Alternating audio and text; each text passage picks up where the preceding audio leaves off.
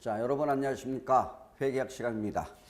자, 지난 시간에 이어서 지난주에는 우리 근본적 질적 특성에 대해서 그죠? 근본 목적의 충실에 대해서 살펴봤고요. 자, 178쪽에 하단에 보시면 보강적 질적 특성이 나와 있죠. 그죠? 보강적 질적 특성 그럼 뭐가 생각나죠? 비비적거리는 거미. 그죠? 178쪽 비비적거리는 거미. 저는 최선을 다했습니다. 1번 들어갑니다. 교재 178쪽에 비교 가능성, 검증 가능성, 적시성, 이해 가능성은 목적 적합하여 하고 충실하게 표현된 정보의 유용성을 보강시키는 질적 특성이다. 됐나요? 오케이. 그래서 네 가지 카테고리 알고 가세요.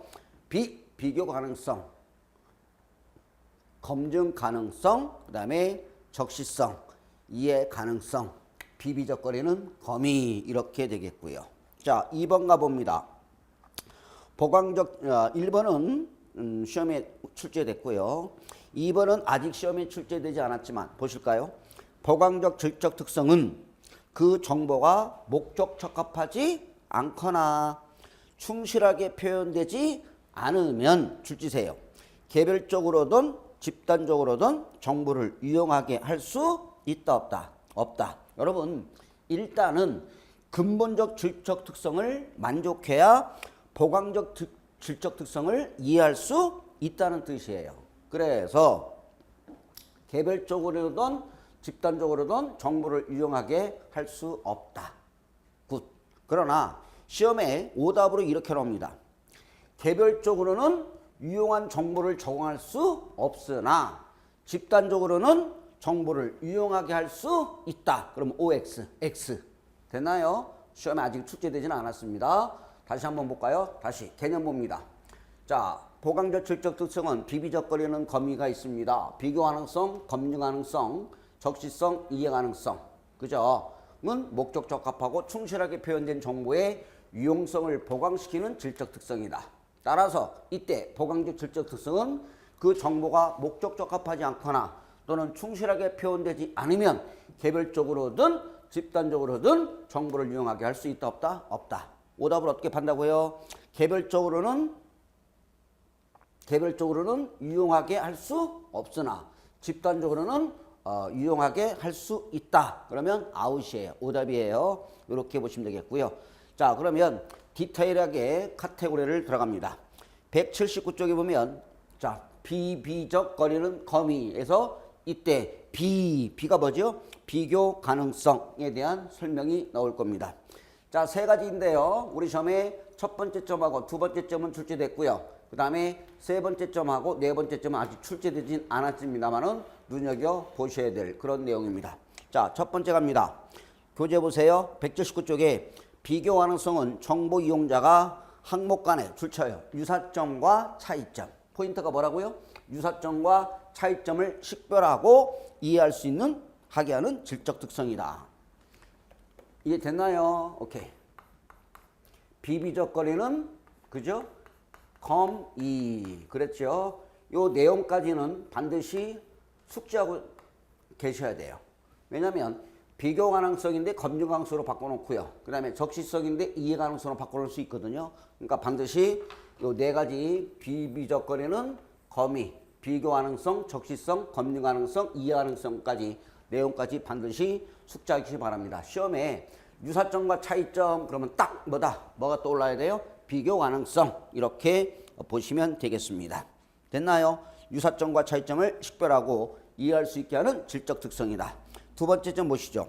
동일한 경제적 현상에 대해 대체적인 회계 처리 방법을 허용하면 비교 가능성은 높아진다, 떨어진다, 감소한다. 우리 시험에 출제된 부분이고요.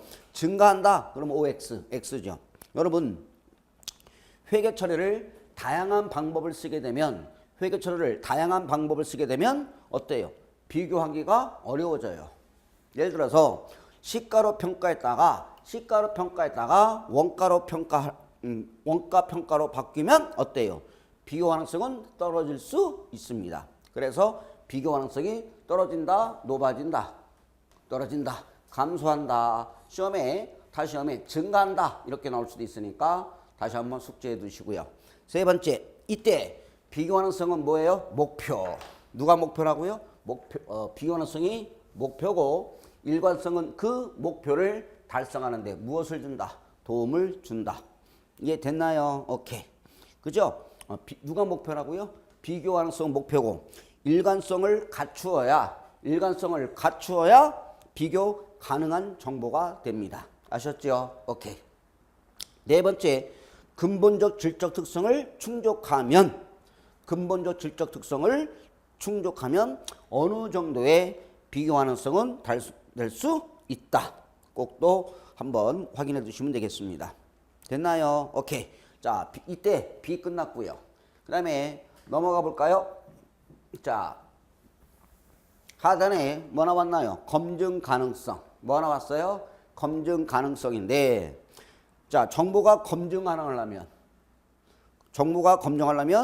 내가 해보나 네가 해보나 동일한 결과에 도달해야 돼요. 그래야 검증 가능하다고 얘기할 수 있습니다. 그러면 자, 첫 번째 점도 시험에 출제될 수 있겠고요.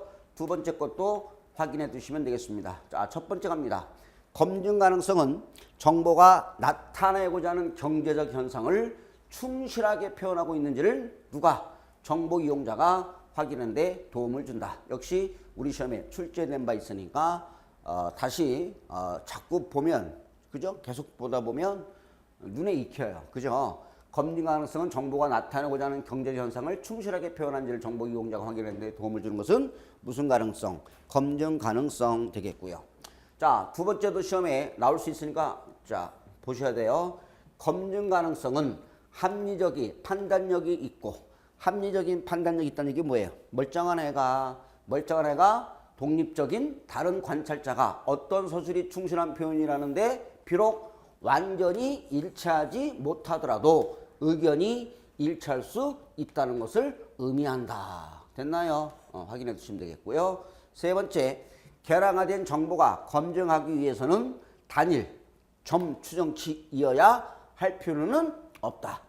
그러면 시험에 오답을 어떻게 할까요? 단일점 추정치이어야 한다. 그러면 오답이에요. 됐나요? 오케이. 됐나요? 오케이. 이렇게 해서 검증 가능성 첫 번째 점하고 두 번째 점은 눈에 익혀주시면 고맙겠습니다. 이렇게 넘어가면 되겠고요. 자, 그 다음에 세 번째입니다. 뭐가 나오죠? 적시성. 적시성은 뭐예요? 정보가 제때 제공돼야 돼요. 뒷북치면 된다, 안 된다? 안 된다. 그죠? 적시성은 의사결정에 영향을 미칠 수 있도록 의사결정자가 뭐라고요? 제때. 포인트가 뭐라고요? 제때 이용 가능하다는 것을 우리는 뭐라고 그래요? 적시성. 뒷북치면 된다, 안 된다? 안 된다. 당연히 정보가 어때요? 제때 제공돼야, 그죠?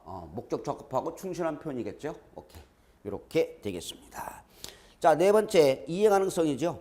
재무제표는 투자자들이 뭐 할 수 있게끔, 이해할 수 있게끔 써놔야지. 그러면 어떤 게 이해한 정보냐? 그 정보를 명확하고 간결하게 분류하고 특징 지으며 표시하면 이해 가능하게 된다. 됐나요? 꼭 내용까지 다시 이해 가능성은 정보를 뭐 하고요? 명확하고 간결하게 분류하고 특징 지으며 표시하면 이해 가능성은 가능하게 된다. 그래서 이해 가능성까지 확인해 두시면 되겠고요. 자, 마지막에 밑에 원가의 제약이 있죠. 여러분, 정보를 만들려면 돈이 들어가나요? 그죠? 돈 들어요. 세상이 움직이는 건 뭐다? 돈이다. 무조건 돈이다. 이것을 우리는 뭐라고 그래요? 원가라고 합니다. 원가. 이해돼요? 그러면 원가와 효익을 비교해서 원가가 크면, 효익보다 원가가 크면 고급진 정보라고? 고급진 정보가 아니잖아요. 적어도 효익은 뭐보다? 원가보다 커야만 의미 있는 정보가 되겠다. 이 따라서 거기 볼까요? 재무정보의 이용자에게도 제공된 정보를 뭐하고? 분석하고 해석하는데 원가가 뭐한다? 발생한다. 우리 시험에 오답 어떻게 할 거예요? 오답으로 팔면 원가가 발생하지 않는다. X. 이해돼요?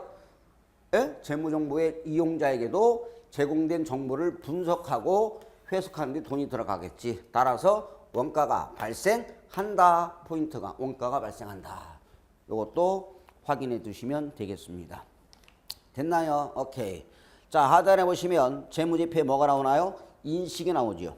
얘가 우리 시험에 18회 때 그대로 나왔죠. 자산, 부채, 수입, 비용은 인식. 언제 장부에 올릴 건데 언제 자산을 언제 잡지? 부채를 언제 인식하지? 자, 정해 볼까요? 자산은 뭐예요, 여러분? 돈 될 거 이거죠. 그럼 미래 경제적 효익이 기업에 유입될 가능성이 높고 돈 들어온다는 소리예요. 그리고 해당 항목에 원가 또는 가치를 신뢰성 있게 측정할 수 있을 때 인식합니다. 그죠? 이렇게 두 가지 요건을 갖추면 우리는 재무제표에 인식할 수 있습니다. 언제? 높아야 돼요. 그죠? 유입 가능성이 높아야 되고 금액을 신뢰성 있게 측정할 수 있다면 그죠? 당당하게 재무제표 인식할 수 있습니다. 두 번째, 부채는요. 현재 의무, 그죠? 과거 의무가 아니라 현재 의무의 이행에 따라 경제적 효익을 갖는 자원의 유출 가능성이 높고 결제될 금액에 대해서 금액을 신뢰성 있게 측정할 수 있을 때 장부의 부채로 인식합니다. 그죠? 장부에다 어때요? 숫자와 함께 써야 되잖아요. 이게 뭐냐면 인식이에요. 자, 수익은 자, 자산의 증가나 부채의 감소. 그죠? 여러분 자산이 증가되면 자본도 증가하나요? 부채가 감소되면 자본 증가하나요? 따라서 미래 경제적 효익이 죄송합니다. 오타 났어요. 뭐라고요? 오타. 죄송합니다. 이 오타도 제가 잡아낸 게 아니라 수험생들한테 다 문자가 왔어요. 교수님, 감소가 아니라, 그죠? 감소가 아니라 뭔가요? 증가 아닌가요? 여기에 오타입니다. 감소가 아니라 뭐라고요? 증가로 수정해 주시면 감사하겠습니다. 감소가 아니라 뭐하고요? 증가. 그죠? 증가하고, 그죠? 경제적 효익이 증가해야 되잖아. 따라서 이를 신뢰성 있게 측정했을 때 인식한다. 비용은요, 반대로 자산이 감소되면 자본도 감소되죠. 부채가 증가되면 자본의 감소를 가져온 것과 관련하여 미래 경제적 효익이 뭐야 돼? 감소. 그죠? 감소하고 이를 신뢰성 있게 측정할 수 있을 때 인식한다. 이렇게 시험에 18회 때에 나와 있습니다. 나왔고요. 자, 181쪽에 감사 의견 나오나요? 감사 의견은 어때요? 감사에 대해서 의견을 내야 되겠죠? 감사에 대해서 의견을 내야 되는데 네 가지 의견을 줄 수 있습니다. 몇 가지? 네 가지. 여러분 감사인은 뭐 하는 사람이에요? 회사가 보고한 재무제표상의 숫자를 믿어도 될지 말지에 대해서 판단해 준 사람이 뭐라고요? 감사인이 되겠죠. 됐나요? 그러면 이때 감사 의견을 내야 되는데 네 가지 의견을 줄 수 있습니다. 시험에 나온다면 그대로 나올 수 있거든요. 요거 네 가지를 넣어봤는데 첫 번째 무슨 의견 있나요? 적정 의견. 쉽게 얘기하면 참 잘했어요. 참 잘했어요. 사인하겠죠. 됐나요? 대부분의 90% 이상의 회사가 대부분 90% 이상의 회사가 무슨 의견을 받는다고 생각하시면 돼요? 적정 의견. 그죠? 한국재택국제위원회 적정하게 표시하고 있습니다. 참 잘했어요. 사인하겠죠? 그죠? 기본 적정 의견을 받아야 돼요. 무슨 의견을 받아야 돼요? 적정 의견을 받아야 됩니다. 뭐죠? 감사인이 재무제표가 일반적으로 인정된 회계 기준에 따라 중요성 관점에서 적정하게 표시되어 있다고 판단했을 때 경우에 표명하는 감사 의견이다. 이거는 뭐 시험에 오답으로 나올 수가 없겠죠. 됐나요? 한정 의견은 뭐죠? 한정. 그 부분만 한정해서 바꾸라는 거죠. 무슨 의견? 한정 의견. 일부는 잘못했어. 일부가 잘못했어. 이거죠. 나머지는 제대로 작성되었는데 예를 든다면 감사인이 재무제표를 어때요? 디테일하게 쳐다봐야죠. 근데 안 보여줘. 야, 재고가 얼마니? 100억이래요. 창고 열어봐. 그랬더니 안 열어줘요. 왜요? 열쇠 없대요. 그러면 100억의 실체를 못 봤잖아요. 그죠? 그러면 재고 자산의 실체성을 제외하고는 적정합니다라고 줄 수 있습니다. 이게 무슨 의견? 한정 의견. 그러면 내용은 어떻게 나올 거냐? 볼까요?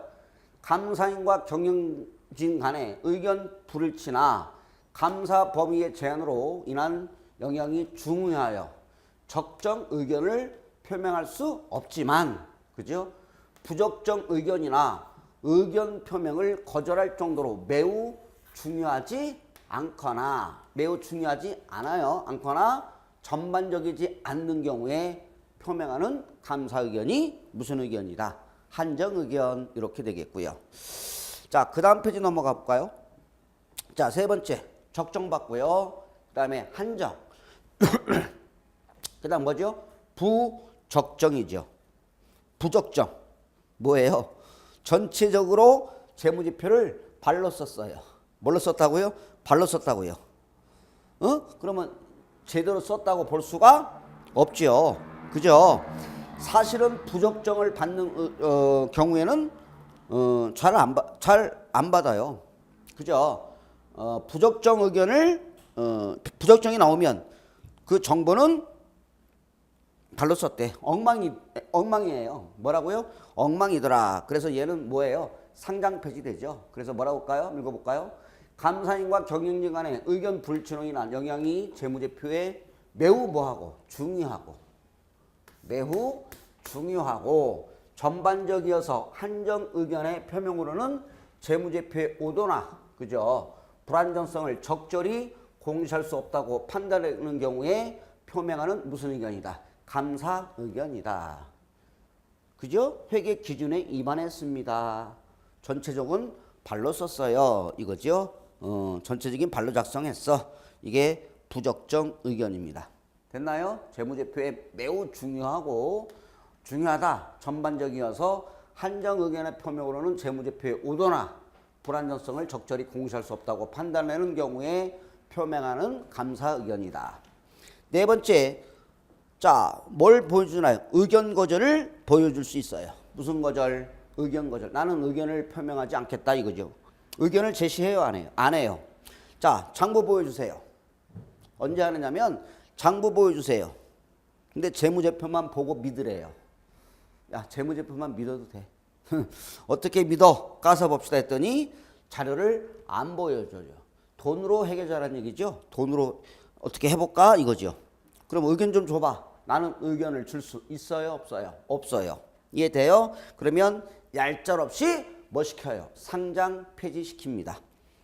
됐나요? 또는 외부에서 압력이 들어와요. 뭐가 들어와요? 외부에서 압력이 들어오잖아. 얼마 안 돼. 그죠? 독립성이 위배됐다. 이런 거죠. 그러면 감사 범위의 제한 영향이 감사의 제한이 매우 중요하고 전반적이어서 감사인이 충분하고 적합한 감사 증거를 장부 좀 갖고 와봐. 안 보여줘요. 감사 증거를 획득할 수 없는 경우에 표명하는 감사 의견이다. 시험에 다 나왔어요. 그죠? 적정 안 나왔고요. 한정, 부적정. 네 번째 의견 거절 나왔는데 한 5번 정도만 읽어보시면 될 것 같고요. 출제될 부분은 상대적으로 떨어지지 않았느냐. 왜? 다 나왔으니까 나올 게 없다라고 볼 수도 있겠습니다. 자, 한 장 넘겨보시면 이런 게 나오나요? 여기 나오겠네. 이제 재무회계 끝났습니다. 구절함은 새로운 도전보다 어렵다고 했습니다, 여러분. 그죠? 지금까지 해오셨던 것처럼 힘들더라도 흔들리지 마십시오라고 제가 써놨습니다. 그리고 아파트가 번쩍번쩍 빛이 나죠. 여기에 우리 소장님으로 들어가시면 될 것 같습니다. 한 장을 넘겨보시면 자, 파트 2 뭐가 나오죠? 원가 관리액의 파트 2가 나옵니다. 됐나요? 자, 원가 관리액의 파트에서 우리 시험에 8문제가 출제되는데 시간에 쫓기다 보니까 원가회계까지 갈 시간이 안 되죠. 이해되죠? 그래서 굉장히 여러분들은 이 원가 관리회계를 소홀하는 경향이 있다. 점수가 안 나와요. 그러면 원가 쪽이 있고요. 관리 영역이 있겠죠. 관리 영역이 나오면 어떻게 해요? 우리는 어떻게 한다? 그냥 틀린다. 가감하게 버려야 될 문제도 있었습니다. 왜? 계산이 지저분해요. 이게 문제가 뭐지? 이렇게 계산이 의사결정에 대한 문제가 나올 수 있기 때문에 계산이 굉장히 지저분한 문제가 나올 수 있습니다. 그러나 우리가 알고 있는 원가회계 쪽은 맞춰야 돼요.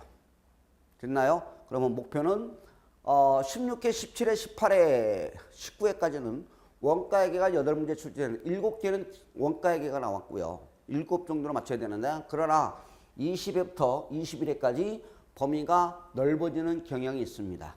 그럼 다 커버할 수는 없잖아요. 그러나 기본적으로 나오는 원가회계는 두세 문제는 맞춰야 되지 않을까 이렇게 조심스럽게 말씀드릴 수 있겠고요. 여러분 회계를 다 풀고 시간이 남으면 제정신입니까? 제정신이 아닙니까? 제정신이 아니에요. 그러나 시설계는 그죠? 우리 1교시에 회계를 풀고 시설을 풀죠. 80문제. 그 다음에 2교시에 민법을 시험을 봅니다. 그죠? 근데 시설은 다 풀고 시간이 많이 남아야 되고 참고로 말씀드리면 시설은 우리 1차가 몇 분이냐면 여러분 100분을 시간을 주어집니다. 그죠? 100분인데 시설은 30분 만에 모든 게 끝나야 돼요. 그리고 회계는 몇 분 정도 잡아야 돼요? 60분 정도 잡아야 되겠죠. 그리고 답안지 이리저리 짜투리 답안지 뭐 하고 한 10분 정도 시간을 가져야 되지 않을까. 그러면 회계 60분 안에 40문제를 다 풀면 우리는 제정신이 아닙니다. 시간이 남으면 웃자고 한 얘기입니다. 자, 이렇게 되겠고요. 그러면 제 첫 번째 원가 관리액의 기초부터 공부를 해보도록 하겠습니다. 자, 186쪽 갈까요? 186쪽에 원가 관리의 기초 나왔는데 하대를 보시면 먼저 원가, 코스트 분류가 나왔나요? 추적 가능성에 따른 분류. 여러분 원가의 분류에서 이론 문제로 한 문제 등장할 수 있으니까 반드시 반복적으로 여러분들이 확인해 두셔야 될 겁니다. 자, 첫 번째 추적 가능성에 따른 분류에는 직접 원가와 간접 원가 다 아시죠? 자, 이해돼요? 직접 원가는 뭐예요? 추적이 되니? 원가가 공장에서 추적이 되니? 쇼트가 되냐? 그러면 우리는 직접 원가라고 하죠. 그러니까 원가가 집계가 되는 게 있고요. 원가가 집계가 안 되는 게 있어요. 그러면 원가가 추적이 된다. 그럼 뭐라고 그래요? 우리는 직접 원가라고 되겠고 간접 원가는 원가 추정이 안 되니? 그럼 뭐라고 그래요? 간접 원가라고 하죠. 읽어볼까요? 직접 원가는 특정 제품 또는 부분에 직접적으로 추정이 가능한 원가를 우리는 직접 원가라고 하겠고 특정 제품 또는 부분에 직접적으로 추적할 수 없다. 원가 추적이 안 돼. 그럼 무슨 원가? 간접 원가라고 합니다. 됐나요? 오케이. 자, 오른쪽에 180쪽에 가보시면 원가 행태에 따른 분류가 나왔죠. 첫 번째 무슨 원가 나왔죠? 변동원가. 여러분 변동비 뭐라고요?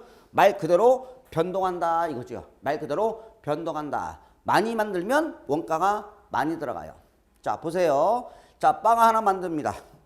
빵 하나 만드는데 100g이 들어갑니다. 빵 하나 만드는데 밀가루가 몇 g 들어가요? 100g. 그럼 많이 만들면 원가는 늘어나요.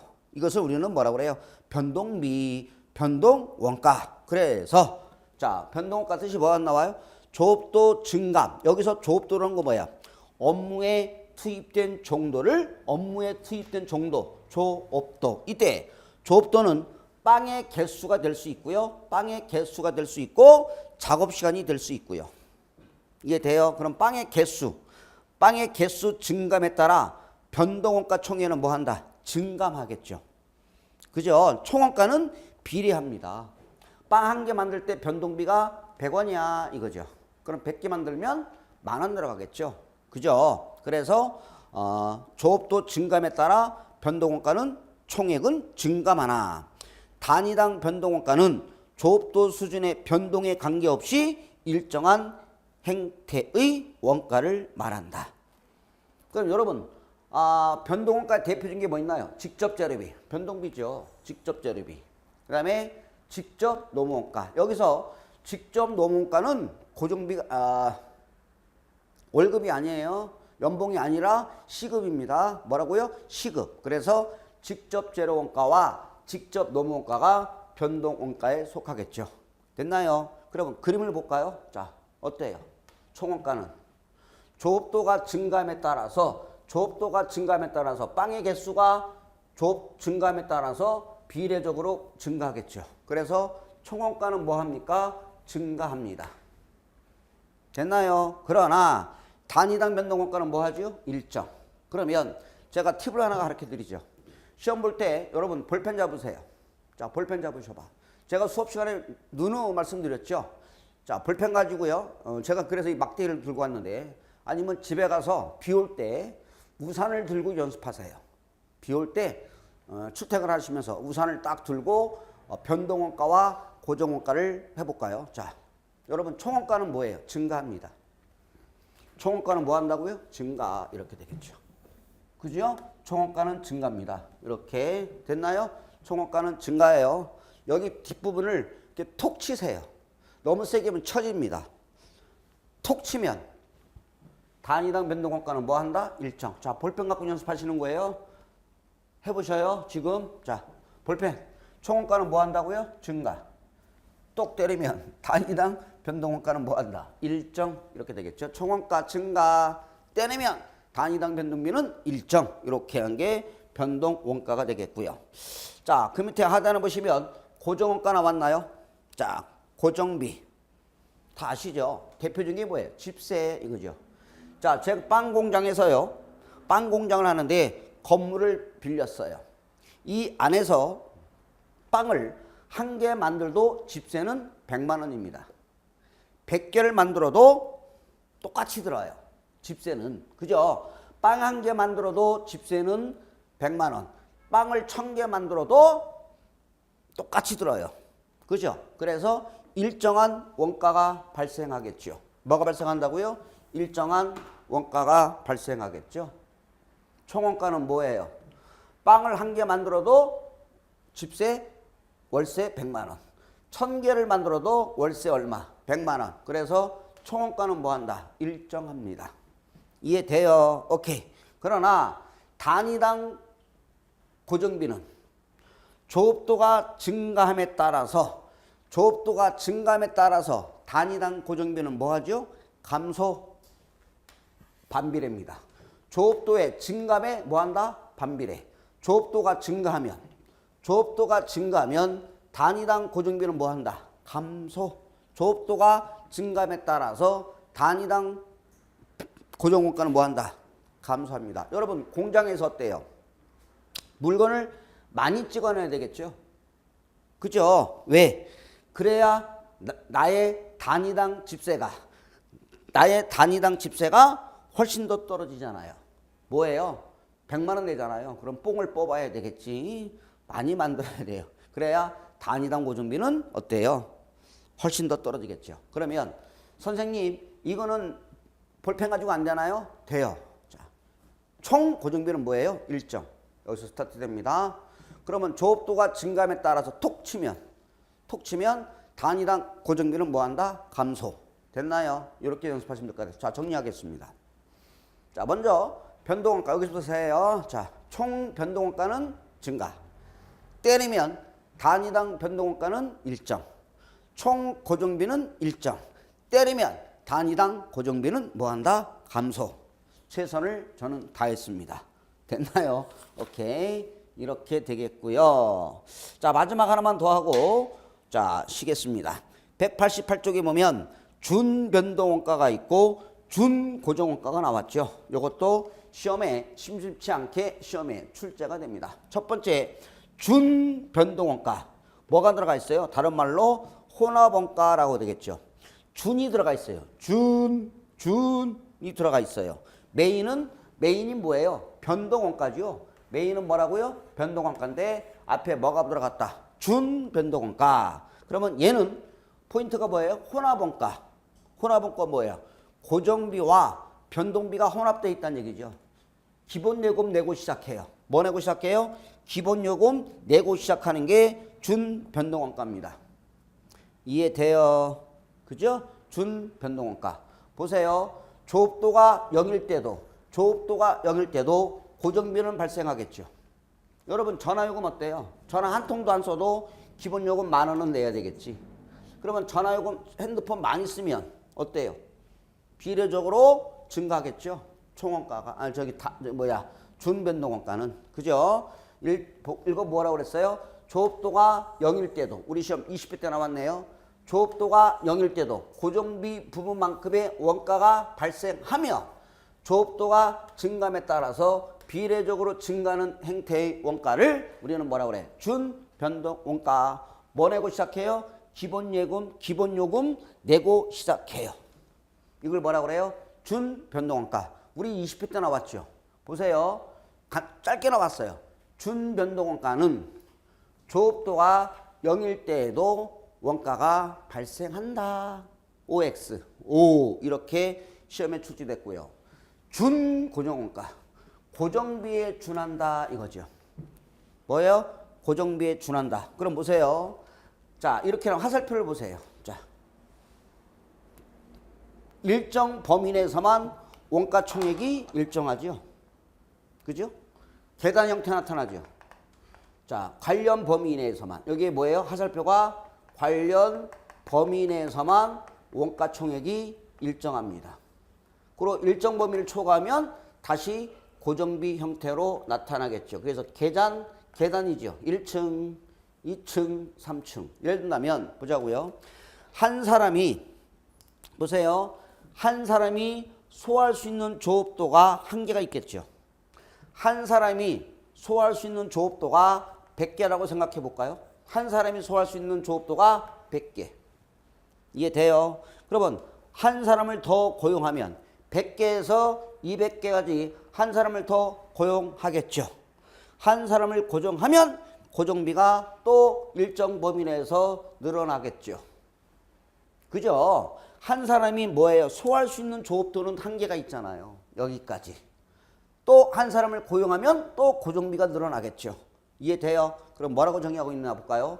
특정 범위 조업도 내에서는 원가 발생액이 변동이 없지만 일정한 금액이 발생하지만 변동 없이 발생하지만 또 그 범위를 벗어나면 일정액만큼 또 고정비가 들어가겠죠. 총액이 달라지는 원가 뭐라고 그래요? 준고정원가.